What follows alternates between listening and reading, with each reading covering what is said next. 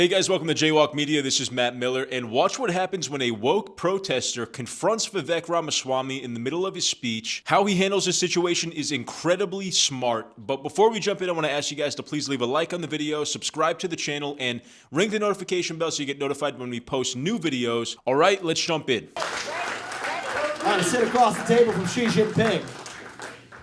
Give you the hard questions. LGBTQ. What's up? You heard me? I actually didn't. LGBTQ. Yep, what about it?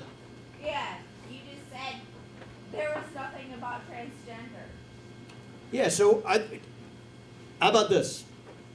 I give you the mic, and we hear what you have to say. And then I'm going to answer you, and you'll hear what I have to say, what everybody else here has to say. Does that sound like a good deal? I don't need a mic. Yes. I can speak louder. Well, stand up, tell me your name, and state your question. My name's Alexis Case, and I grew up here.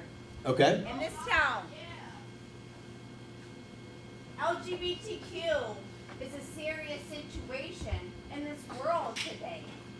There are children that get bullied because they are gay, they're lesbian. All right, so first of all, this lady doesn't really have a question. She just wants to shout out LGBTQ. But take note here of Vivek's reaction to this. He's actually, there's so many ways he could just steamroll her, right? He could basically point out the fact that she's not even asking a real question, that she's not really sounding coherent right now. She's probably just very angry and emotional. And those are prime cues to jump on and very easy things to destroy somebody for. If you're in a debate or if you're in a heckler situation like this, he could make her look ridiculous, but he's actually choosing to really give her the opportunity to have a platform and genuinely and honestly address whatever question or concern she has. And I don't think she was ready for that. So let's see what happens. They're transgender. I don't need that. Okay. You're welcome to have it if you want. I don't need it. You get to ask your question, but after that, you're going to hear me give my answer. So I'll let you finish.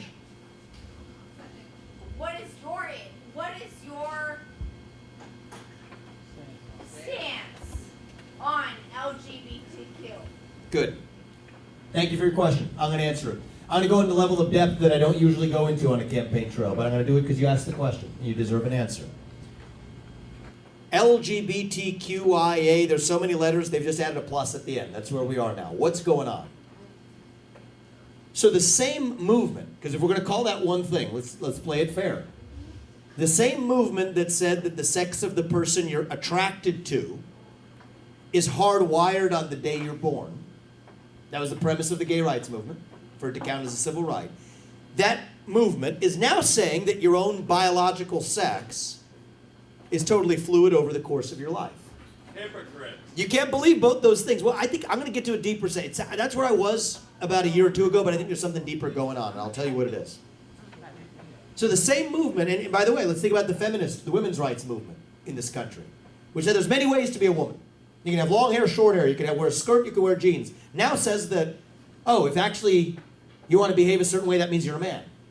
So I think that the hypocrisies go all the way down, and I'll tell you what's going on. You can't believe both of those things at the same time if you're operating according to principles of sheer logic. But you can if you're adopting a faith, a cult-like belief system. So, this is controversial for me to say, but I'm going to tell you what I think. I believe that transgenderism specifically is a mental health disorder. I believe it's a mental health condition. Okay. Nobody cares what they think. Well, no. We're going to finish this. This is good. We have to have open conversation in this country.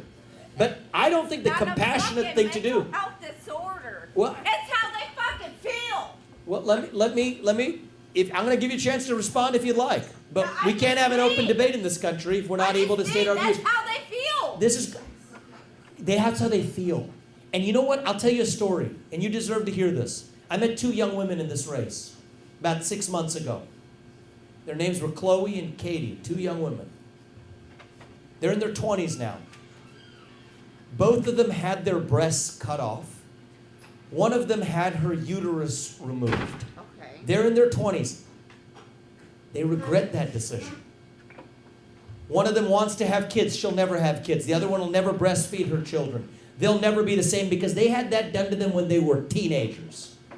So no, when a young person shows up and says, my gender doesn't match my biological sex, they're asking for help. But you just said 20. That's not They happened to them when one girl was 13 when it happened to her. She's in her 20s now and regrets it. This is what's wrong in this country. We will look back at this and say this was barbaric that we allowed this to happen in this country. That is not compassion. That is cruelty. Of course, he's absolutely right on this. And I think that, he says it's a mental disorder.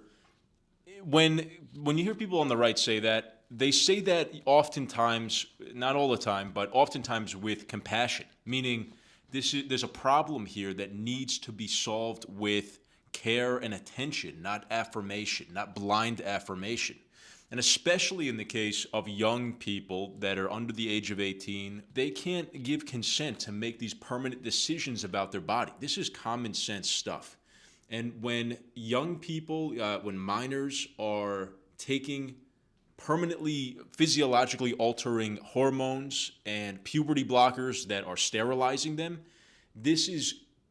every adult in the room should be able to say, of course, that is not appropriate, that is not acceptable, and we cannot normalize this as a society. Only people who are radically entrenched in far-left ideology could see this as a positive. So Vivek is spot on the money here, but I want to see how this lady reacts to this, because maybe this is the first time she's hearing these arguments laid out like this, because people exist in echo chambers very often, and they get their information only from one source or one side of the political aisle. I want to see what her reaction to hearing Vivek Ramaswamy spell this out for her is. And so I don't think the right thing to do is, I'm not going to villainize those people. You don't villainize people who are going through suffering, but you have to be willing to say, when a kid shows up and says, my gender doesn't match my biological sex, you have to be able to say, what else is going wrong at home? What else might be going wrong at school? Get to the bottom of what's going on. Help that person with compassion, with dignity. So my view is this: if you're an adult, you're free to live your life however you want, as long as you're not hurting somebody else.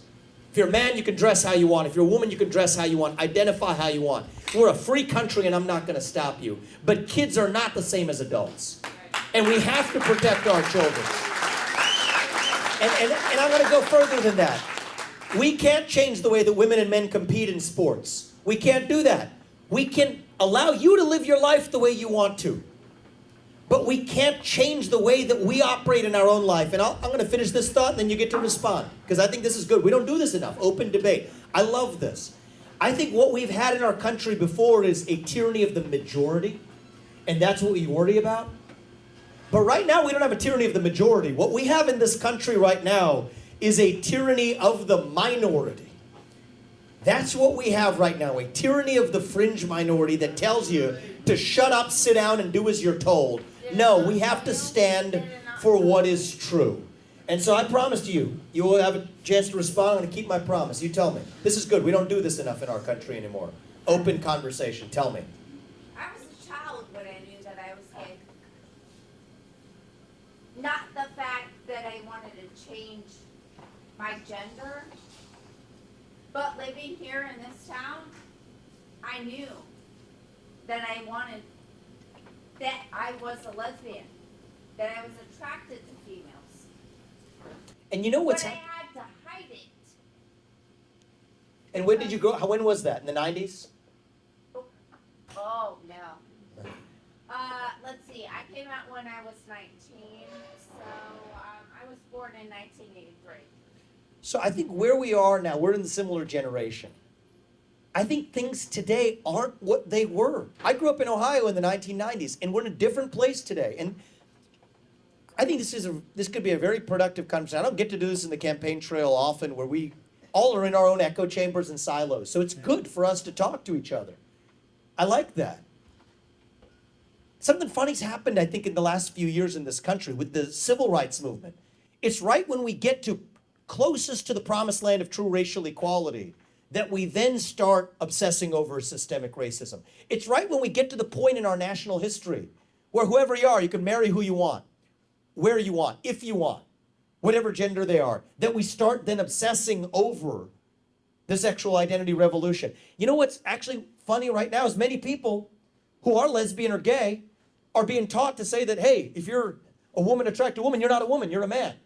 So that's the transgender movement. The L and the G, first of all, don't have that much to do with each other. The G and the T don't have as much to do with each other.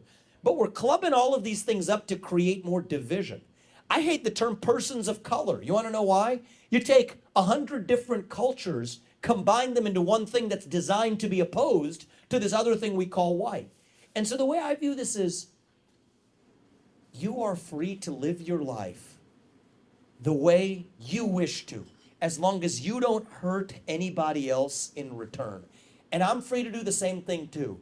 But that doesn't mean we change the way men and women compete in sports. That doesn't mean we change the way men and women, I don't think that just because you identify as a man doesn't mean that you're entitled to a trophy. You agree? Do you agree with me on that? That's different. You agree with me on that? I get you. I get you. You agree with me on that? All right. That's different. Because men shouldn't be swimming with women in women's sports competitions. Thank you. I appreciate that. That's different. That's what I'm talking about, right? 100%, that's And so that's what I'm saying is it's not all the same thing, right?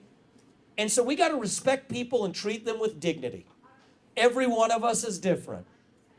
But all I'll say is kids aren't the same as adults, and if we can agree on that, then I think we at least made some progress tonight and we'll have a step forward. So thank you. I appreciate that.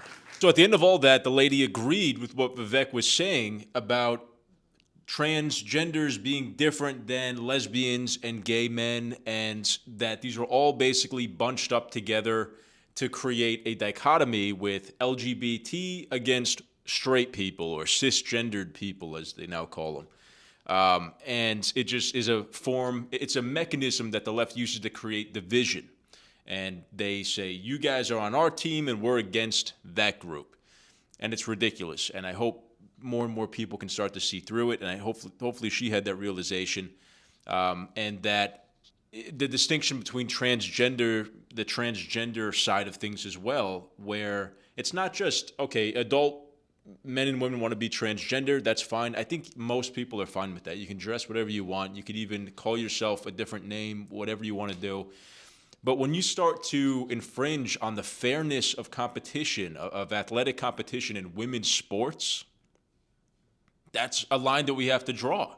Because now you're taking away the expectation of fair competition for girls and women who are training hard, that are trying to become the best athletes they can and win gold medals in the Olympics and win in high school, win in college. And they're sacrificing so much. They're training when they could be out partying or socializing or relaxing. But they're getting up early in the morning to run and to lift weights and to train in their sport because they want to win. And now you're making it that much harder for them by allowing biological males to compete in those competitions. And that's ridiculous. So, and the most severe form of this is when the transgender side of the LGBT spectrum leaks into affecting minors, affecting children. That's like the line to draw. I think all of politics, be damned, anything that hurts children is the first and foremost priority that needs to be addressed. And that's what the transgender normalization movement has done. It's tried to say that kids as young as toddler age, but even teenagers, have the wherewithal and have the ability to give consent about permanently altering their bodies with puberty blockers that sterilize them. It was interesting, I heard Elon Musk talk with Jordan Peterson about this and how his kid came out as transgender and took these permanently destructive hormones and ruined their body at a young age. I mean, if you're going to do it as an adult, then to each their own. I'm very libertarian when it comes to that. But kids, just like they can't give consent for other things, they can't give consent for sex, they can't give consent to even get a tattoo, or they're not allowed to drink, they're not allowed to sign papers to go into the military until they're, I think, 17 or 18. this should be one of those things that we bar kids from doing until they're actually old enough to make a decision about their own bodies.